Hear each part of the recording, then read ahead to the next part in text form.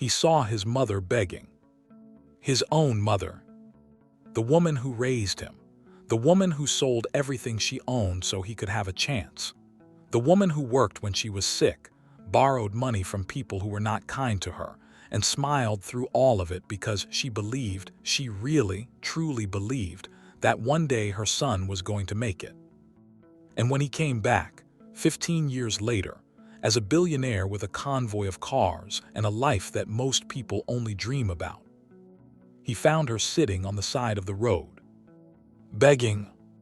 Now, before I tell you what he did, before I tell you what happened next, I need you to understand something. This story is not just about that moment on the road. This story is about everything before that moment. It is about a boy who grew up so poor that he knew what hunger actually felt like. Not the hunger where you skip one meal. The real hunger. The kind that stays with you. The kind that teaches you things that no school ever could. It is about a mother who had one plan and one prayer. And the plan and the prayer were both the same thing, her son. It is about 15 years of brutal work, rejection, failure, and one moment that changed everything. One door that opened. One person who believed in him. One idea that became a company, that became a fortune, that became the convoy of cars that stopped on a roadside when he saw her. It is about what he did when he stepped out of that car. And it is about what happened in the days after when he came back to that town. Not quietly, not privately, with everything he had, and made sure that every single person who had ignored her, mocked her, and taken advantage of her would stand and watch what the son she suffered for had become. This story has love, real love, the kind that grows slowly between two people who both came from nothing and who understand each other completely. This story has pain, the kind that builds character. This story has a moment on a roadside that is going to stay with you long after you finish watching. Stay here, do not go anywhere. If you believe a mother's sacrifice always gets paid back like this video right now, subscribe to Tribal Tales Hub, hit the bell, new stories every week, speech balloon, drop a comment, where are you watching from, and has your mother ever sacrificed something huge for you? His name was Chukwuemeka Daniel Okafor. Everyone called him Emeka. He was born in 1982 in a small town called Oguta in Imo State, Nigeria. Oguta was the kind of town where everybody knew everybody, where your business was everybody's business, where people talked about you when things went wrong and went quiet when things went right. It was a town with a beautiful lake that nobody had money to enjoy, surrounded by red earth roads and zinc rooftops, and the constant noise of generators and children and market women, and the everyday business of people trying to survive. His mother's name was Mama Chidinma. Her full name was Chidinma Grace Okafor, but nobody called her that. She had been Mama Chidinma since the day Emeka was born, because that was how it worked in Oguta. You became the mother of your child, and that became your name, and you wore it with everything you had. She was 24 when Emeka was born. She was young and she was strong, and she was the most hard-working person in the 3 streets around their house. She sold food from a small stall at the edge of Oguta Market. She cooked before sunrise. She carried her pots before the sun was properly up. She sold through the morning and into the afternoon, and came home when the food was finished, which was usually by 2 o'clock if the day was good, and sometimes not until 5 if the day was bad. Then she cleaned the pots. Then she prepared for the next morning. She did this 7 days a week. She did this even when she was sick. She did this even when the market was slow, and the money was small, and the rent for the tiny 2-room house they shared was waiting at the end of the month like a quiet threat. Emeka's father had left when Emeka was 3 years old, not dramatically, not with a fight or a scene. He had simply stopped coming home one day, and then a week passed, and then a month, and then word came through somebody's cousin that he had gone to Lagos and was living with another woman. Mama Chidinma had received this information the way she received everything that was painful, with a still face and a private grief, and then a decision to move forward. She never spoke badly about his father to Emeka, not once, not in all the years of his childhood. This was one of the things that made her remarkable. Emeka grew up in the two-room house. One room was the bedroom, his mother's bed on one side, a thin mattress on the floor for him. One room was everything else, the sitting room and the kitchen combined, with a small kerosene stove and a plastic table and 2 chairs, and the pots that were always either on the fire or being cleaned. There was a shared bathroom in the compound. There was a tap outside that sometimes worked and sometimes didn't. He was happy. This sounds strange, but it was true. He was happy in the specific way of a child who has a mother who loves him completely and who does not yet have enough awareness of the world to understand what he is missing. He played with the other children in the compound. He went to the primary school nearby. He helped his mother carry the food pots on Saturday mornings, and she gave him the special portion, the one with a little more meat than the customer portions. And he sat at the side of her stall and watched her work, and listened to her talk to customers with warmth and charm, and the specific skill of a market woman who knew how to make people feel good about spending their money. She was good at her work. She was not just surviving, she was skilled. Her food was genuinely better than the other stalls. People came back specifically for her pepper soup, her egusi, her fried plantain. If the market had been bigger, if Aguda had been a different kind of place, she could have built something real from that stall. But Aguda was Aguda, and the market was the market. And no matter how good your pepper soup was, there were limits to what a food stall in a small town could produce. Emeka understood this when he was 9 years old. He understood it because of one specific afternoon. His class teacher, a man named Mr. Ezib, who was in his 40s and who wore the same 3 shirts on rotation, and who had a habit of making sharp observations that he delivered so calmly that it took you a moment to realize how pointed they were, had asked the class what they wanted to be when they grew up. The usual answers came: doctor, lawyer, engineer, footballer. When it was Emeka's turn, he said, "I want to have enough money so my mother doesn't have to work so hard." Mr. Ezib looked at him. The class was quiet for a moment. Then Mr. Ezib said, very quietly, "That is the most honest answer I have heard in 12 years of teaching." He moved on, but Emeka sat with the answer for the rest of the day and then for many days after, because saying it out loud had made it real. He had been thinking it for a long time, watching his mother leave before sunrise, watching her come home with aching feet, watching her smile through the tiredness, but saying it in class had made it a thing he was committed to. He began to take school seriously after that. Not just attend, seriously. He was never the smartest boy in the class in the natural, effortless way. He was not the kind of student who understood things immediately, but he was the kind of student who stayed with something until he understood it. He stayed with his textbooks in the evenings under the light from the single bulb in their room. He asked Mr. Ezib questions after class. He borrowed books from the school library and returned them on time and borrowed more. His mother noticed the change. "What is happening with your reading?" she asked one evening. "I'm preparing," he said. "For what?" "For later," he said. She looked at him. He was 9 years old. He had the face of his father, but she chose not to think about that. "Good," she said. "Eat your food while it's hot." Secondary school was a challenge. The school fees were higher. Mama Chidinma managed them for the first 2 years through the food stall income, through cutting every possible expense, through the occasional assistance of her elder sister who lived in Owerri and who sent something when she could. But in Emeka's 3rd year, something happened at the stall that changed everything. A new food vendor set up directly opposite Mama Chidinma's stall. This woman, her name was Mrs. Oak, had a gas stove instead of kerosene, which meant her food cooked faster. She also had a nephew who was a meat seller, which meant she got her meat cheaper. Within 3 months, a significant portion of Mama Chidinma's regular customers had migrated across the path to Mrs. Oak's stall.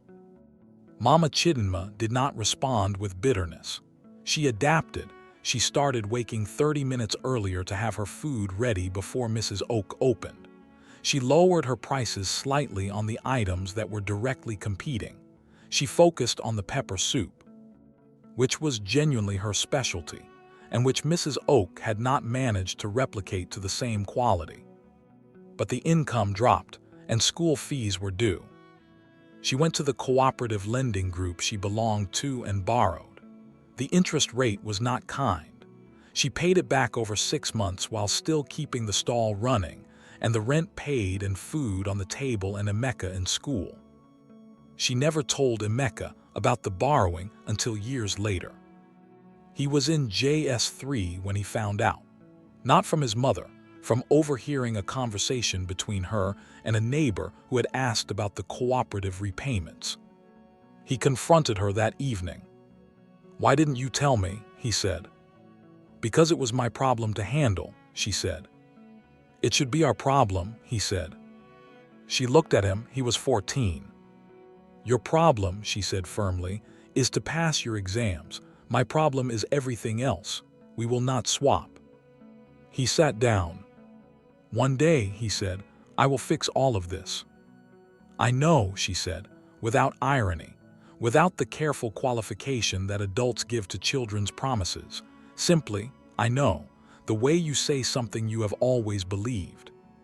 He passed his WAEC exams with results that were genuinely good, not perfect, but good enough that the school headmaster called Mama Chidinma in for a meeting and told her that her son had potential and that it would be a waste if he didn't pursue higher education. The question was how.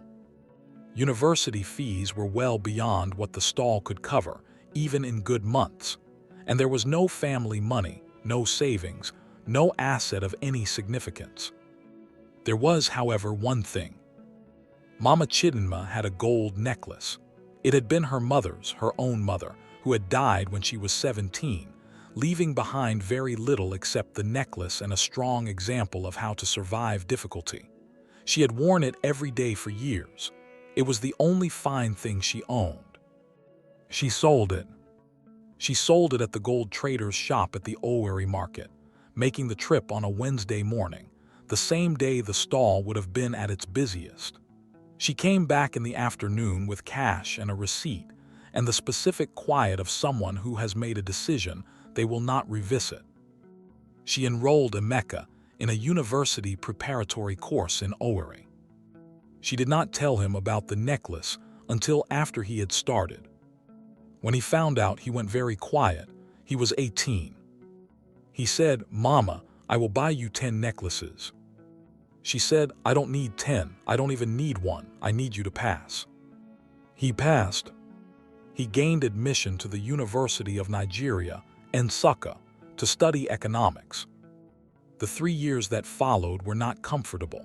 He worked alongside his studies, washing cars, selling recharge cards, helping move furniture for people in the university area on weekends. The work was not glamorous, but it was available, and he took whatever was available.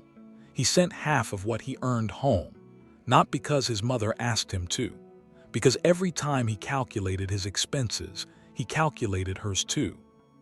He graduated in 2004.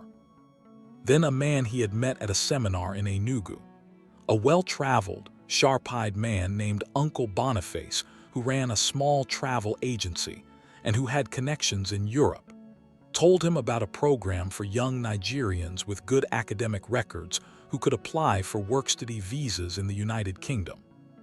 "You qualify," Uncle Boniface told him. "Your results, your age, your situation, you qualify." Emeka sat with this information for 3 weeks. He knew what it would mean. He knew he would have to leave. He knew how long it might be before he came back. He knew the kind of sacrifice that going required from him and from his mother. He went to his mother. He told her about the program. He showed her the information Uncle Boniface had given him. He explained what it could mean. He explained what it would require. She listened to everything without interrupting. When he was done, she was quiet for a moment. Then she said, "Go. Just that, go. Mama. Emeka, she said, I did not sell my mother's necklace to watch you stay in Aguda and sell recharge cards. Go. He went. He was 22 years old when he left Nigeria. He would not come back for 15 years. This man's story is just beginning, and the best parts are still ahead. Stay with us. London in 2004 was cold. Not just the temperature, cold in the way that a city is cold to someone who has arrived there with no family, very little money, and an accent that people have to listen to carefully before they understand it. Emeka arrived at Heathrow Airport on a Tuesday morning in October with 2 bags, a contact number that Uncle Boniface had given him for a community association in East London, a small amount of cash that he had been saving for 8 months, and an energy that was at the same time excited and terrified in a way that he had never felt before. The community association had a list of available accommodation. He found a room in a shared house in Stratford, 3 other Nigerian men in the same house, a kitchen they all shared, 1 bathroom, small rooms with beds that were technically beds and practically just places to lie down. The rent was manageable. He found his first job within 2 weeks. It was not the kind of job that made use of his economics degree. It was cleaning. He cleaned offices in the city of London from 6 in the evening to 2 in the morning, 5 nights a week. He wore the uniform. He pushed the cart. He emptied the bins of the offices of investment banks and law firms and consulting companies. And sometimes he would look at the papers left on desks, the reports and the presentations and the financial analyses, and he would read them the way a hungry person reads a menu. Not because he was supposed to, because he was interested. He had always been interested in business, not just interested, fascinated, the way that things worked, the way money moved, the way companies grew from ideas. He read everything he could find. In the library, he got a library card in his 2nd week before he got a bank account. He read business books and economic theory and the biographies of people who had built things. He read the Financial Times from the front page to the back. He read it the way other people watched television, as his leisure activity, as the thing he looked forward to. He worked the cleaning job for 18 months. Then he added a 2nd job, weekend shifts at a logistics warehouse near Stratford. Heavy work, loading and unloading. 8-hour shifts that left him physically exhausted in the specific way of labor that uses your body fully. He came home from those shifts and ate whatever was in the fridge and fell asleep and woke up and went to the library. He was saving money, not a lot after rent and food, and the money he sent home to Mama Chidinma every month. There was not much left, but something. He kept it in a separate account.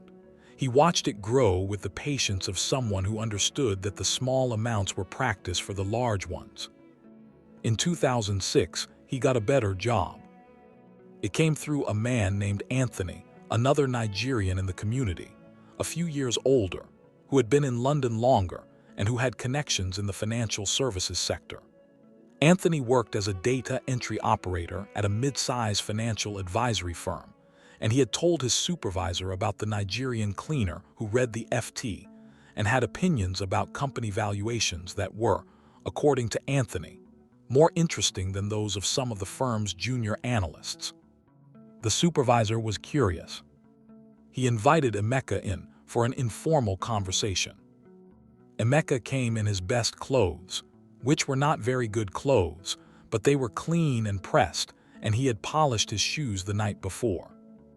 The supervisor's name was James Whitfield.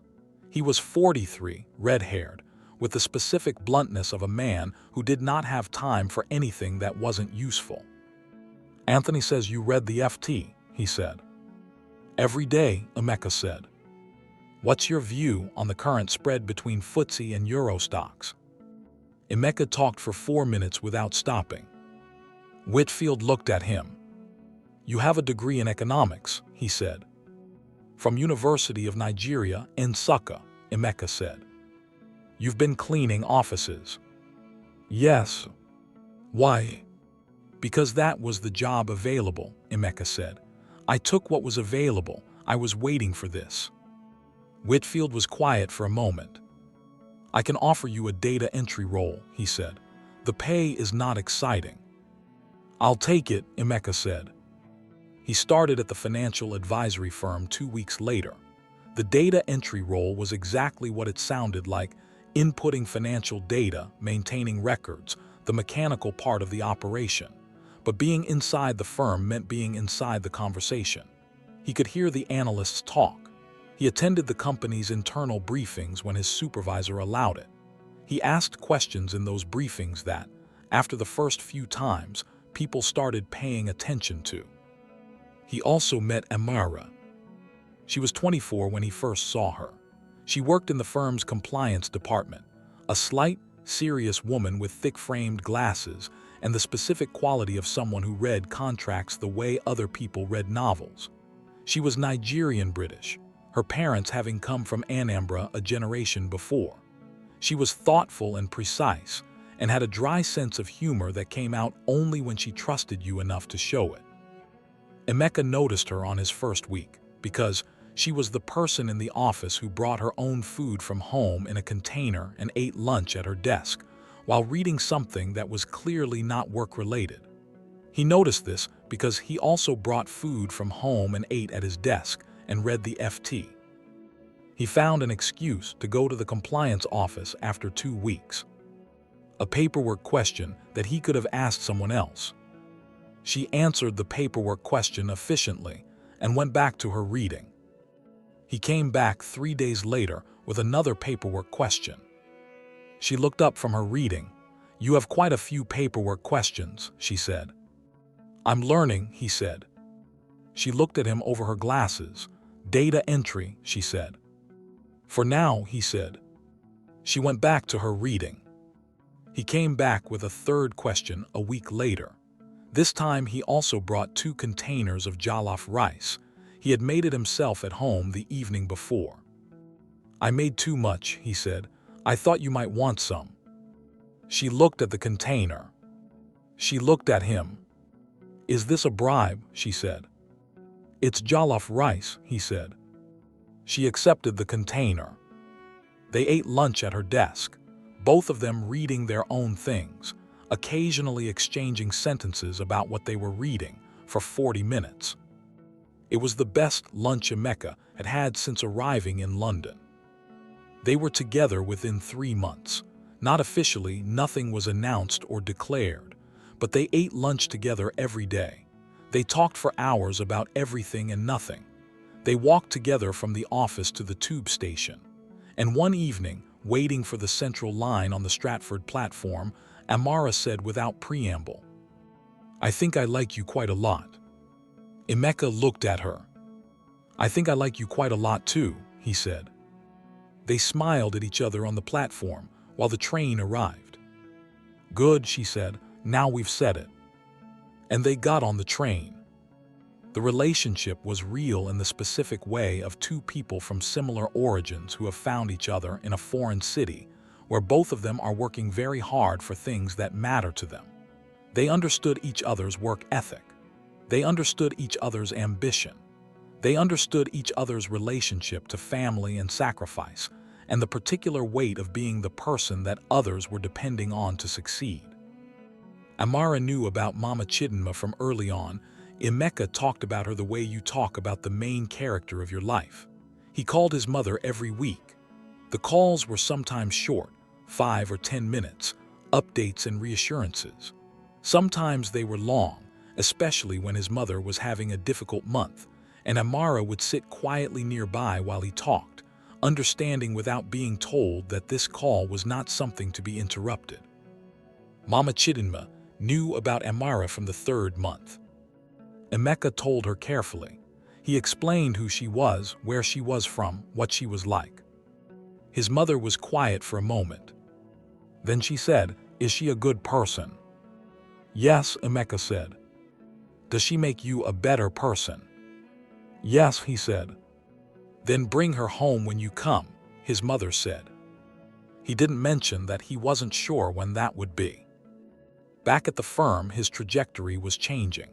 In 2008, 2 years into the data entry role, he had moved to a junior analyst position, not a dramatic promotion with a ceremony. James Whitfield had called him in one afternoon and said, "We're moving you to analysis. Try not to embarrass me." He did not embarrass him. He was good at analysis. Genuinely good, not performing good. He saw patterns in data that other analysts missed. He had the specific quality, developed through years of reading everything he could find, through the data entry work that had given him an intimate familiarity with the firm's actual numbers, through the natural inclination of a man who had grown up calculating survival, of understanding what a number was telling you beneath what it appeared to say. The financial crisis of 2008 was both devastating and educational. It was devastating because the firm lost clients and contracted, and several people lost their jobs. It was educational because Emeka, watching everything happen from his junior analyst position, understood something in the chaos that would stay with him. He understood that crisis created opportunity if you could stay calm and see clearly when other people couldn't. He survived the contraction. He was not the most senior person in the analysis team, and he was not the highest paid, but he was the calmest under pressure and the most consistently useful when things were difficult, and Whitfield kept him. By 2010, he was a senior analyst. By 2012, he was leading a team. In 2013, something happened that changed the direction of everything. A client of the firm, a Nigerian entrepreneur based in the UK named Chief Obira, came in for a quarterly review. Emeka led the presentation. Chief Obira sat through the presentation with the particular stillness of a wealthy man who was assessing everything happening in the room at the same time as absorbing the content. At the end of the presentation, he asked 2 questions. Both were answered by Emeka before anyone else in the room had a chance to respond. After the meeting, Chief Obira asked to speak with Emeka privately. He said, "How long have you been in this country?" 9 years, Emeka said. "Still an analyst?" "Team lead," Emeka said. "Not what I mean," Chief Obira said. "I mean, you are in this room giving a presentation to me when you should be on the other side of the table. What is holding you?" Emeka was quiet. "Capital," he said. "I don't have the starting capital." Chief Obira looked at him for a long moment. "Tell me what you would do with it," he said. Emeka told him. He had been thinking about it for years. He had been watching the intersection between African business development and European investment markets, and he had identified a specific gap. There were growing mid-sized companies in West Africa that had real revenue, real customers, real growth, but could not access the kind of institutional investment that European markets provided, because they didn't know how to present themselves in the language that European investors understood. And there were European investors who were interested in African exposure, but couldn't access quality deal flow because they didn't understand the market. The gap was translation, financial, cultural, practical translation. Emeka spoke for 20 minutes without notes. Chief Obira did not interrupt. When Emeka finished, Chief Obira said, "I will give you the first 2 years of operating costs, in return for 15% of your company for 5 years, after which I have the option to extend or exit at current valuation." Emeka looked at him. "Why?" Emeka said. "Because in 20 years of investing," Chief Obira said, "I have learned that the most valuable thing you can fund is someone who has both the knowledge and the hunger. You have knowledge from this firm, and I can see the hunger from here." Emeka shook his hand. He registered Okafor Bridge Capital 2 weeks later. He resigned from the firm the following month. James Whitfield shook his hand and said, "About time," which was the closest Whitfield came to a compliment and which Emeka received as a complete one. The first year was not easy. Building a business from scratch, even with starting capital, was different from the theoretical business he had been building in his head for years. The clients did not come simply because the offer was good. He had to find them, pitch to them, earn their trust, prove himself on their terms, and then deliver at a level that made them tell other people. He found clients, he pitched, he earned trust, he delivered. By the end of year 2, Acafer Bridge Capital had facilitated 3 significant investment transactions. The commissions were real money. The reputation was beginning. By year 5, the company had 12 staff in the London office and an Abuja team of 4. By year 10, they had offices in London, Abuja, Lagos, and Johannesburg. They had facilitated over 40 deals worth a combined value that would have been difficult to explain to the version of Emeka who had cleaned offices in the city. He had become exactly what Chief Obira had seen in that meeting room. He had been sending money home to Mama Chidinma through all of it. Not small amounts, proper amounts, enough for her to stop the stall, enough for her to be comfortable, enough for a better house and better food, and less of the daily grinding survival that had been her entire life. He had been told she had received the money. He had spoken to her on the phone. She had said she was well. She had said the neighborhood was fine. She had said don't worry. He did not know what was actually happening in Aguda. He did not know until the day he came home. He landed at Lagos Airport on a Thursday morning in July 2019. He had been planning the return for a year, not just planning building toward it. He had wanted to come back in a way that was meaningful, not just a visit. He wanted to come back with something to show, not for himself. He was not a man who needed to show people things for his own ego, for his mother. He wanted the return to be the proof of everything she had believed. Amara was with him. They had married in 2015 in a small ceremony in London, small by choice, not by circumstance. They had both agreed that a large wedding was not what either of them wanted. What they wanted was to be married, and they did it with a registered ceremony and a dinner with close friends and a phone call to Mama Chidinma that lasted 40 minutes, and in which she cried and said, "Thank you to Amara 3 times for different things." They had a daughter now. Her name was Adiz. She was 3 years old and had her father's eyes and her mother's precision, and had inherited from both of them a quality of focused attention that made her look, at 3, like she was always working something out.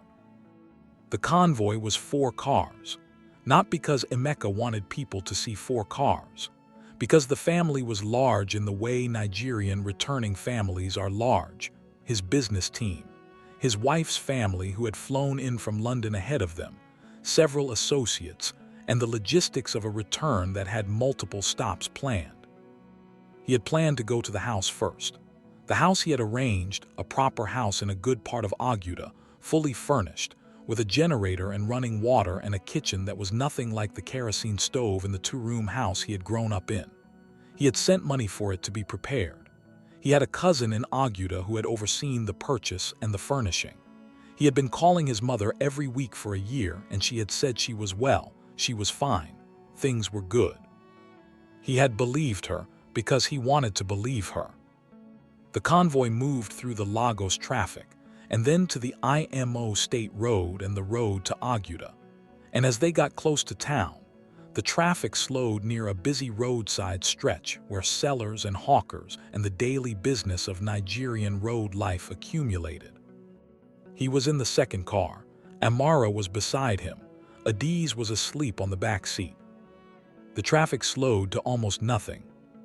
Emeka looked out the window at the roadside. There was a group of people on the right side, sellers, some beggars, people who had positioned themselves where the slow traffic meant captive potential givers. It was ordinary. It was every Nigerian roadside. And then he saw her. She was sitting on a small stool at the edge of the group. She was wearing an old wrapper, the kind that had been washed so many times the color had faded to something you could no longer confidently name. Her head was wrapped in a cloth that might once have been bright. She held a small calabash in her lap. Her head was slightly down. She was not moving. Emeka's brain did not process it immediately. He looked at the woman. He looked at her again. He looked at the wrapper, faded. He looked at the calabash. He looked at the way she held her body, the specific way his mother held her body when she was tired but was still going to continue. He was out of the car before he had decided to be. The driver said something behind him. Amara said something. He heard neither of them properly. He walked across the road in the way of a man who is not entirely in control of where his legs are going. He stood in front of the woman. She looked up. He saw her face. It was Mama Chidinma. But it was Mama Chidinma who had aged in a way that 15 years did not fully explain. There were lines in her face that spoke of more than time. There was a thinness to her that was not the thinness of health. And her eyes, when she looked up at him, he saw in her eyes the specific weariness of a person who has been through more than they have told anyone. She looked at him. She did not recognize him immediately. 15 years. A man fills out, changes.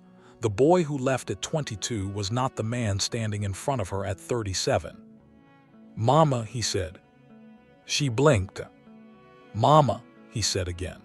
His voice cracked on the word in a way that he would not have been able to prevent even if he had tried.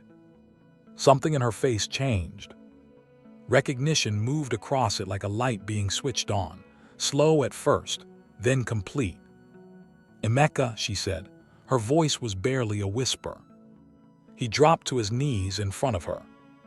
Right there, on the roadside, in the dust of the Aguda road, in front of everyone who was watching, in front of the sellers and the other beggars and the slow traffic, and the people looking from car windows, and the crowd that was already beginning to gather because 4 cars had stopped, and a man in expensive clothes was kneeling in the road. He took her hands. Her hands were rough, more rough than he remembered, the hands of someone who had been doing hard things with them. "Mama," he said. He could not think of anything else, just that one word, the word that had been the center of everything for 37 years. She looked at him.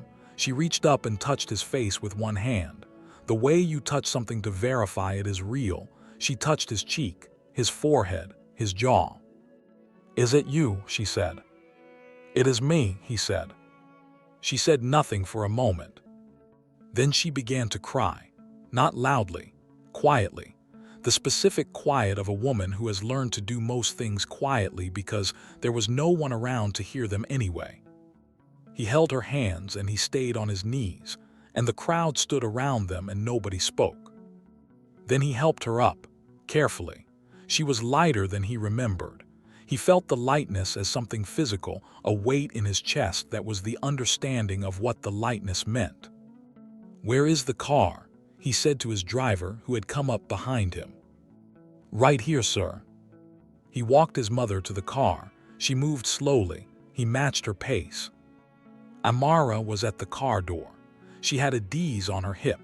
She looked at Mama Chidinma with the specific look of a woman who understood everything she was seeing without being told any of it. "Mama," Amara said, "I am so happy to finally meet you properly." Mama Chidinma looked at this young woman. Then she looked at the child on her hip. Then she looked back at Emeka. "Is this?" "Yes," Emeka said. "Your granddaughter, her name is Adiz." Mama Chidinma looked at the child. Adiz looked back at her with the focused, assessing look she gave everything new. Then the child reached out toward the old woman's face. Mama Chidinma caught the small hand and held it, and she stood on the side of the Aguda road holding her granddaughter's hand and looking at her son and all the years of it. All 15 years and all the years before that arrived at once in her face. "Let's go home," Emeka said quietly. But first, he had one more thing to do. He turned to the roadside where his mother had been sitting. He looked at the small calabash. He picked it up. He looked at what was in it, small amounts, a few coins and a small note. He took out his wallet. He walked along the roadside and gave everything in his wallet to every person sitting there. He did not do it quickly or perfunctorily. He stopped in front of each person. He looked at them. He put money in their hands directly. When he got to the last person, an old man at the end of the row, he said something to him that no one around him could quite hear. Then he came back to the car. He got in. He sat beside his mother. She was looking at him.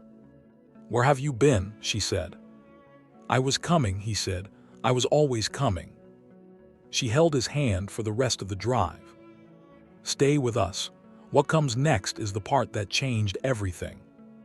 That first evening, after Mama Chidinma had been brought to the house and had seen every room and had stood in the kitchen for a long time looking at the appliances and the space and the cleanliness, and had sat in the sitting room on a sofa that was better than anything she had ever sat on, and had eaten food that Amara had organized to be prepared, and had held her granddaughter for an hour. After all of this, she and Emeka sat together in the sitting room after everyone else had gone to bed. The house was quiet. Emeka looked at his mother.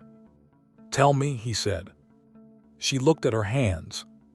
"I sent money," he said. "Every month for years. I sent enough for you to not work. I sent enough for this house. I organized this house. Where were you, Mama? What happened?" She was quiet for a long moment. Then she told him. The money had arrived as expected. For the first 3 years, she had received it directly. He sent it through a mobile money transfer and she collected it. She had stopped the food stall. She had been managing comfortably. Then she had gotten sick. It was not a dramatic illness. It had started as what seemed like fatigue that did not go away, which became a persistent fever, which became a diagnosis of a kidney condition that required medication. The medication was not expensive in absolute terms, but it was regular monthly, and it required management and monitoring. She had not told Emeka. "Why?" he said, his voice very controlled. "Because you were building your business," she said. "In the letter you wrote me, you said you were at a critical period. You needed to focus. I was not going to." "Mama." "I was managing," she said. The managing had involved a man in the neighborhood, a man named Mr. Ez, who positioned himself as helpful. He had offered to assist her with the mobile money transfers, which she found difficult to navigate on the phone. She had trusted him. He had been taking a portion of the transfers for himself for 18 months before a neighbor noticed, and told someone who told Mama Chidinma's cousin who told her. By then, 18 months of reduced income combined with medication costs had depleted what she had saved. She had approached the bank for a loan using the house Emeka had organized as collateral. The person at the bank, a manager named Mr. Dyke, had told her the documentation was not in order, that the title process was incomplete.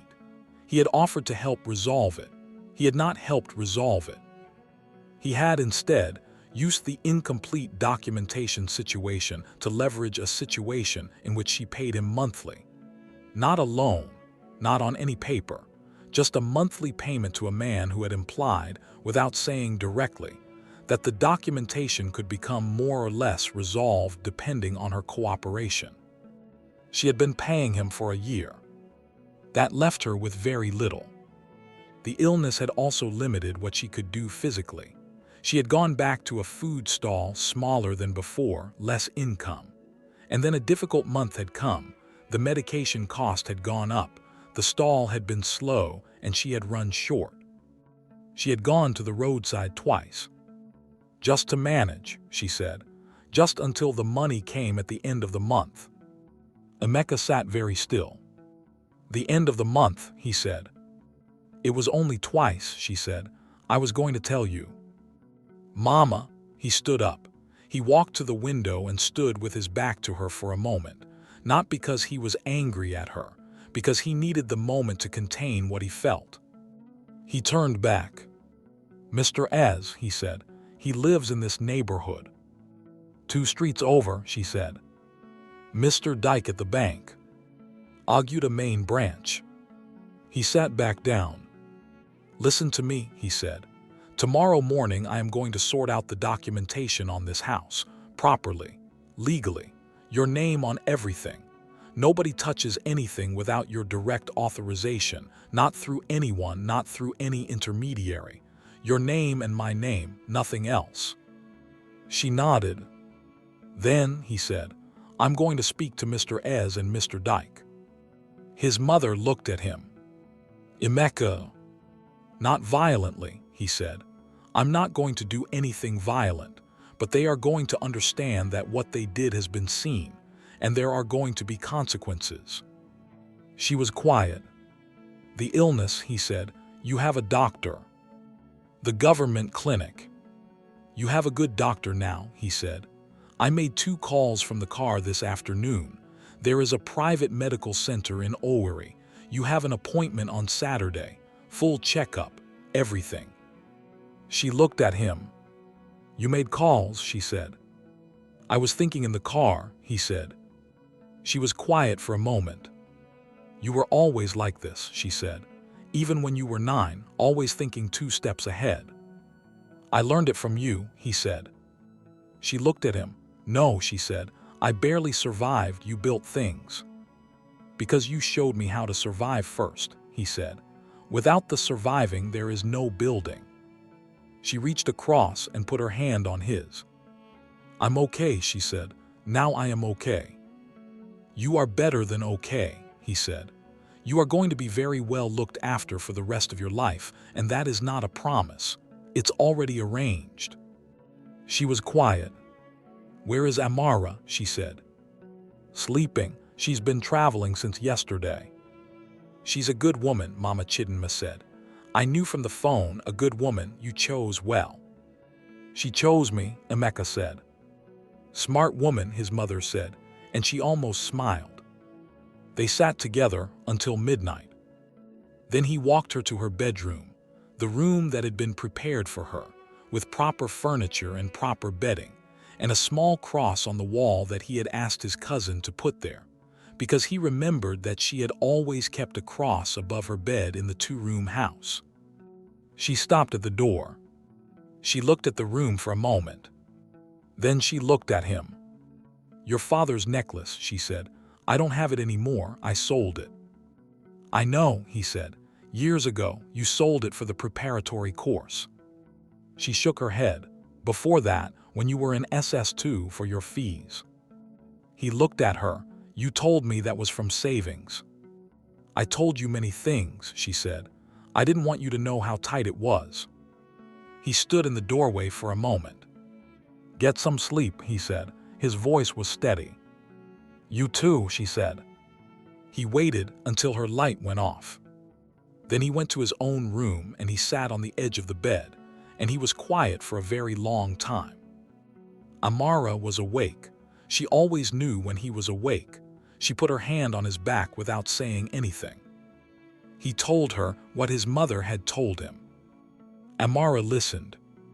When he was done, she said, "What are you going to do?" "I'm going to fix it," he said, "all of it. The house documentation first. First thing tomorrow." Then the men who took advantage of her. "Yes." Amara was quiet for a moment. "Emeka," she said, "be careful how you handle those men." "I know," he said. "I'm not going to do anything that puts me in a position where I can't keep looking after her. I'm going to do this properly." "Okay," she said. "But I'm going to do it," he said. "I know," she said. "I would expect nothing less." He lay down. She put her arm around him. "She's safe now," Amara said quietly.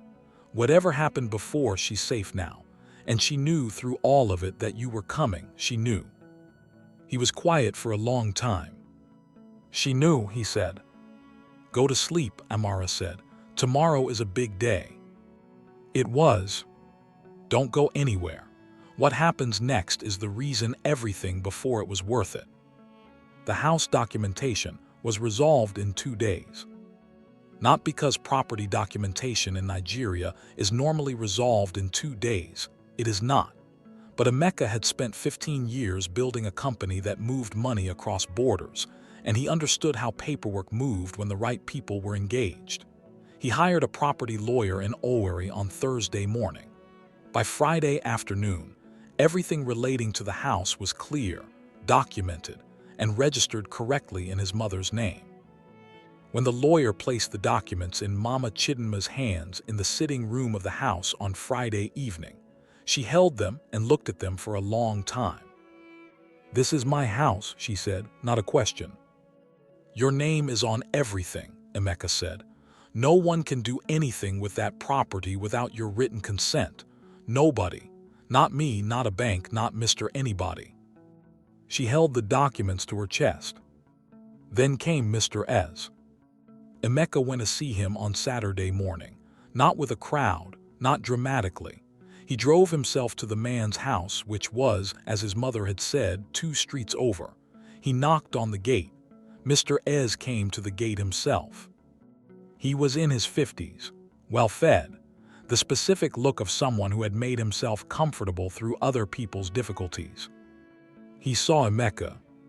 He had heard, as everyone in Aguda had heard within 24 hours of the convoy's arrival, that Mama Chidinma's son had returned, that he had returned with money and cars, that he was a businessman in London, that he had stopped on the roadside and found his mother begging.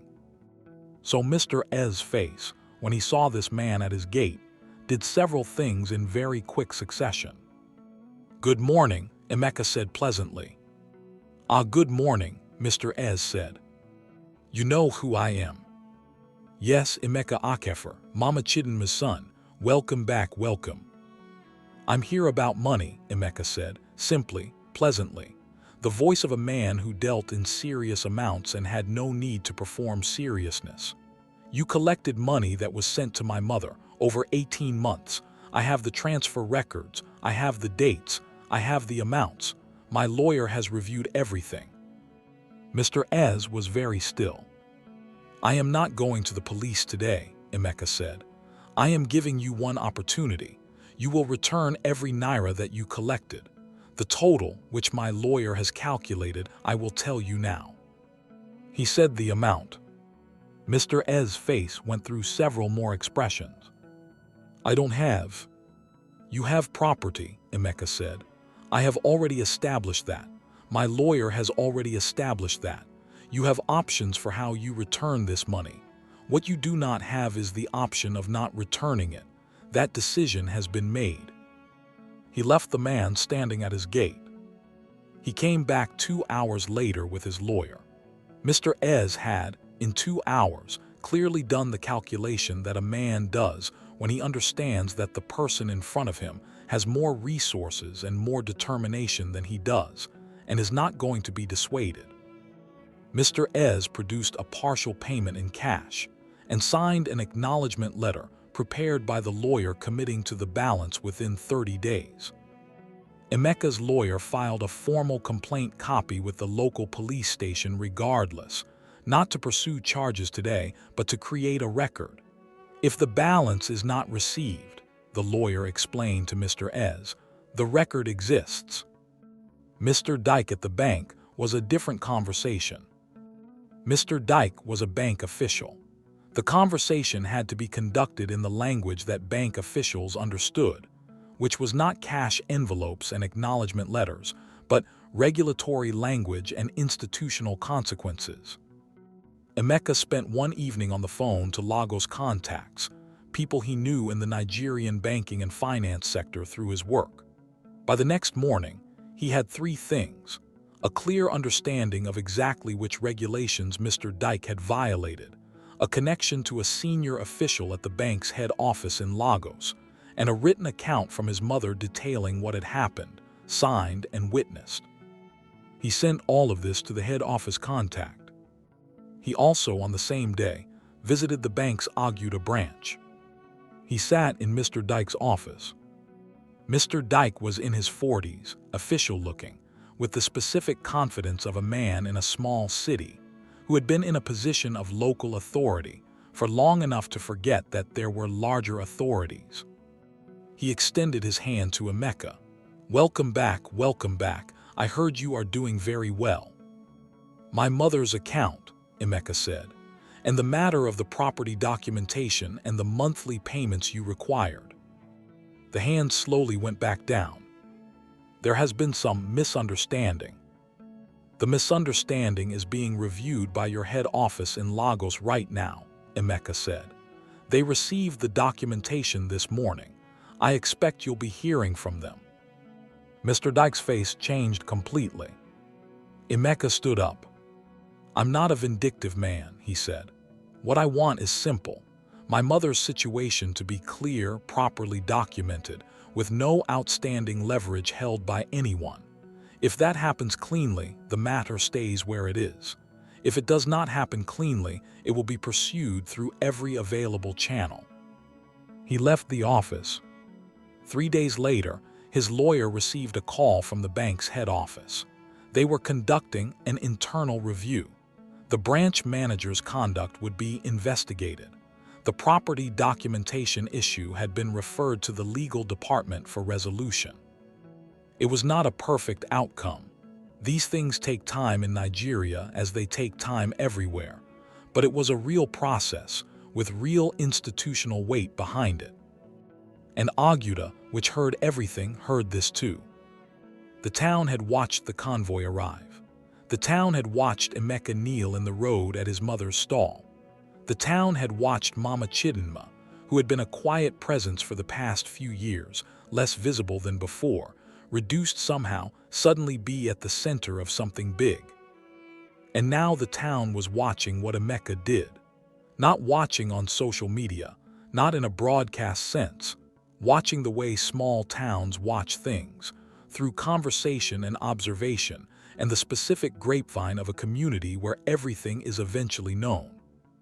The people who had walked past Mama Chidinma on the roadside, the neighbors who had seen her situation decline and had not intervened, the woman who had run the competing food stall and had occasionally been unkind, the local association members who had not renewed her membership when she couldn't pay the dues. All of them were aware, in the particular way of a community that has understood what it missed, that the woman they had overlooked was the mother of the man who had come back with a convoy. Emeka did not shame them publicly. He did not make speeches. He did not gather people and lecture them. But he hosted a dinner. He called it a welcome home gathering. He had it at the largest hall in Aguda that could be rented. He invited broadly community members, his mother's former colleagues and acquaintances, neighbors, local business people, even some of the people who had been less than kind. He introduced his wife. He introduced his daughter. He spoke about his mother. He talked about the food stall at the market and the kerosene stove and the two-room house and the school fees and the borrowed money and the sold necklace. He talked about these things not with anger or accusation, but with the specific reverence of a man who understood the cost of what he had been given. He said, "This woman sacrificed everything for me, not a metaphor, literally everything. Her savings, her health, her time, the jewelry she inherited from her mother. She gave it all so I could have a chance, and I want everyone in this room to know who she is." He turned to his mother, who was sitting at the front table. "Mama, can you stand up?" She stood slowly. The room was quiet. "This is Chidinma Grace Okafor," Emeka said. "She is the reason everything I have done was possible.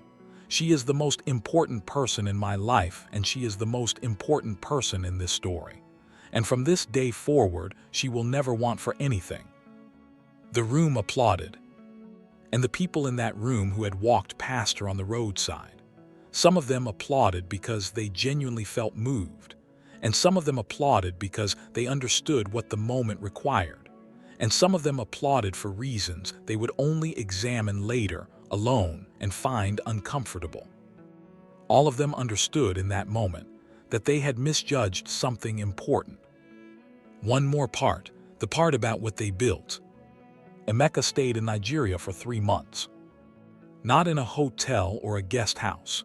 In the home he had built for his mother, in the room he had prepared for the family, with Amara and Adiz as constants, and his mother as the warmth at the center of everything. He worked from the Aguda house and from the Lagos office during this time. Akafor Bridge Capital was not a company that stopped when he moved. He had built management structures that allowed it to function at full capacity without his daily physical presence. This was intentional. This was something he had designed specifically because he knew the day was coming when he would want to be somewhere other than London. He was thinking about what came next. The thought he kept returning to on morning runs along the Aguda Road in the early hours when the air was cool and the town was quiet was this. What he had done was for one person. What could he do for more? Not charity, exactly. Not the dispersal of wealth to fix individual problems. Something more structural. Something about the gap he had originally identified when he was building Akafor Bridge Capital. The gap between African business ambition and the capital and knowledge needed to fulfill it. He had spent 15 years bridging that gap in a financial sense. What if he did something about the human side of it? He spoke about this with Amara one evening, sitting on the veranda of the Aguda house with the sound of the neighborhood settling into night. An academy, he said, not a school, a specific training program for young Nigerians who have the potential but not the pathway. Business skills, financial literacy, practical knowledge. The kind of preparation that I had to build myself piece by piece over years, compressed into something accessible. Where? Amara said. Here, he said, in Aguda to start, then broader. Amara looked at him. You're going to stay, she said, not accusingly, observationally. He looked at her. We're going to be here a lot, he said, if that is. Emeka, she said, do you know where I grew up? North London, he said. In a flat with one bedroom and two parents who cleaned offices for 20 years, she said. I know exactly what this town is. I know exactly what it could be. Yes, we can be here a lot. He looked at her. How did I find you? He said. A jollof rice bribe, she said.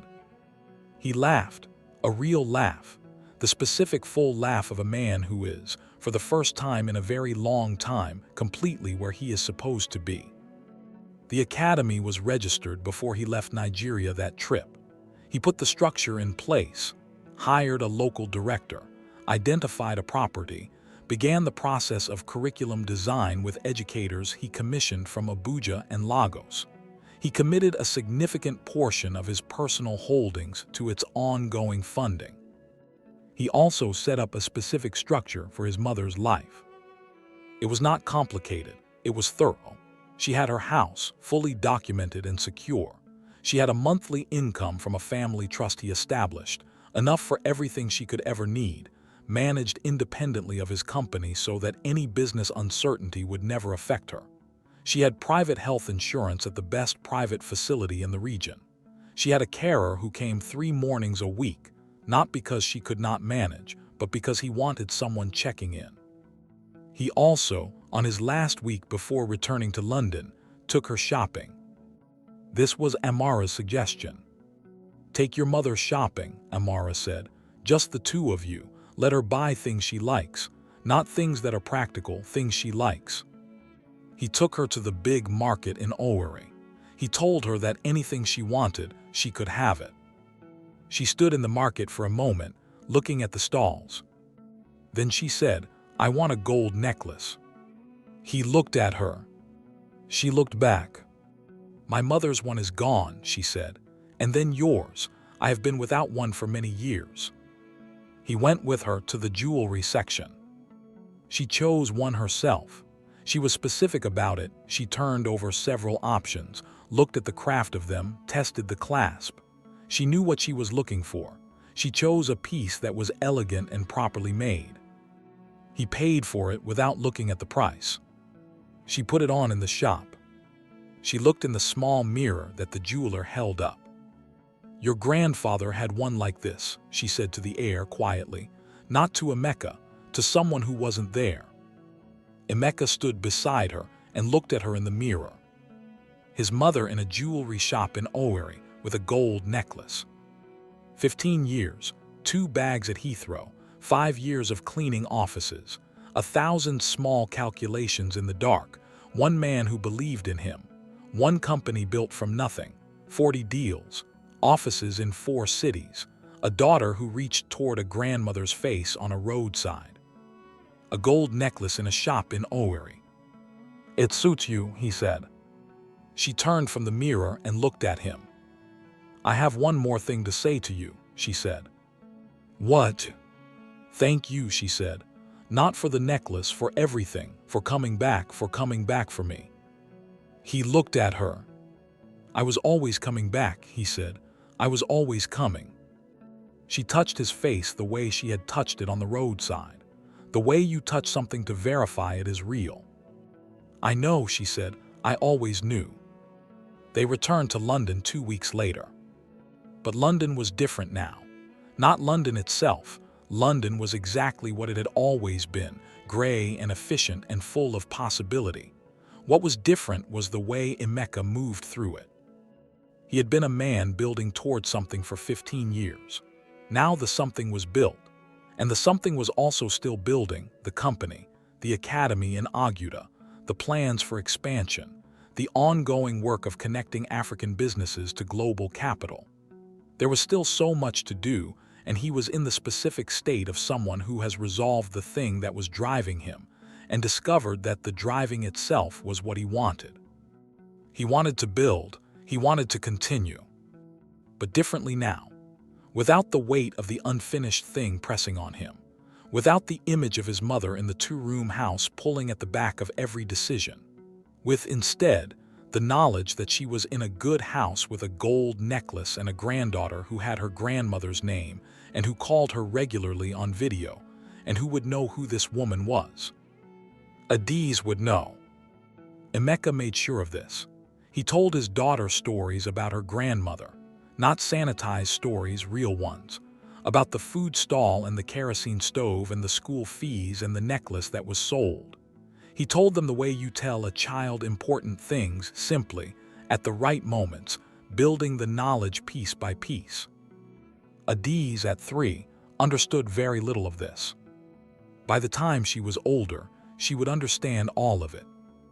And she would grow up knowing that the life she had was built on something, not an abstract something, not wealth from nowhere, but a specific woman's specific sacrifice, documented and real, living in a good house in Aguda with a gold necklace and a garden and a granddaughter's face on a video screen every Sunday morning. Amara built her own extension of the work. She had been, for the past 5 years, running a financial literacy program in partnership with a community organization in East London, teaching basic personal finance to first-generation immigrant communities. After the Nigeria trip, after seeing the academy take shape in Aguda, she expanded the program. She hired 2 additional tutors. She began developing materials specifically designed for people navigating dual financial realities, families in the UK supporting families in Nigeria. She did this on top of her full-time compliance work. When Emeka pointed out that she was running 2 jobs simultaneously, she pointed out that she had grown up watching 2 parents clean offices while studying for their own professional qualifications.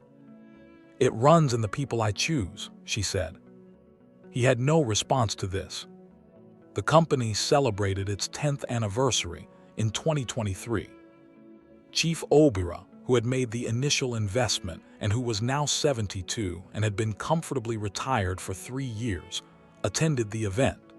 He sat at the dinner and watched the presentations and the client testimonials and the team that Emeka had built, and he said, at one point, to the person next to him, "I have made many investments. This is my favorite." Emeka was told about this later. He called Chief Obira the next morning. "I heard what you said last night," he said. "What did I say?" Chief Obira said. He was 80% certain he knew what was coming, but he was going to make Emeka say it. "That I was your favorite investment." "Did I say that?" "You did." Chief Obira said. "Well, you haven't embarrassed me. I did say I didn't want to be embarrassed." "No," Emeka said, "I haven't embarrassed you." "Good," Chief Obira said. "How is your mother?" She is well, Emeka said. She is very well. Good, Chief Obara said. That is the most important thing. It was. It was the most important thing. And in a house in Aguda, Imo State, Nigeria, a woman named Chidinma Grace Okafor woke up on Sunday morning and made herself tea in the kitchen her son had built for her, and sat at the table and picked up her phone, and opened the video call, and waited for her granddaughter's face to appear on the screen. It appeared. The child said, "Grandma." The woman smiled. Outside, the Aguda morning was beginning. The sounds of the town waking up, the generators, the early market sellers, the particular alive noise of a community doing what communities do, which is simply continue. Inside, a grandmother and her granddaughter talked about everything and nothing, the way grandmothers and granddaughters have always talked. The gold necklace was around her neck. She had not taken it off. That is the story. A boy who grew up knowing what real hunger feels like. A mother who sold everything she had so he could have a chance and never once asked for anything back. 15 years of building, from the cleaning job at night, to the junior analyst to the idea in a meeting room to the company with offices in 4 cities. A roadside in Aguda where a convoy stopped. A moment in the dust, and everything that followed. But I want to tell you something before we end, because this story has a lesson that goes beyond Emeka and Mama Chidinma. The people who walked past her on that roadside were not monsters. Most of them were ordinary people going about ordinary lives. Most of them had their own problems, their own pressures, their own daily survival to manage. And when a person becomes invisible to us, when they move from the category of person we see to the category of person we look past, it is rarely because we are cruel. It is usually because we are busy or distracted, or we have learned without knowing we learned it, that some people are foreseeing and some are not. What Emeka's story asks us to do is look. Just look. At the woman at the roadside, at the old man on the bus who nobody sits next to, at the person doing a job that the world considers small. You do not know who they are. You do not know what they have survived. You do not know whose mother, whose parent, whose whole person you are walking past. And if you have a mother who sacrificed for you, call her. Not after this video, now or today, as soon as you can. Tell her what she gave you. Tell her that you know what it cost. Tell her that the life you have is built on something real that she provided. And if she is with you, and if she is well, then sit with that, because it is everything. This has been Tribal Tales Hub. Every story we tell is about real people, real pain, real hustle, real love. If this story stayed with you like this video, please. It takes 1 second and it tells us that these stories matter. Subscribe to Tribal Tales Hub. We bring you a new story every week. Stories that stay with you. Hit that bell so you never miss one. Comment below, tell us about your mother. Tell us one thing she did for you that you will never forget. We read every comment, every one. Share this video. Send it to someone who needs to hear it. There is someone in your life right now who needs this story today. This is Tribal Tales Hub. Thank you for watching. We will see you in the next one.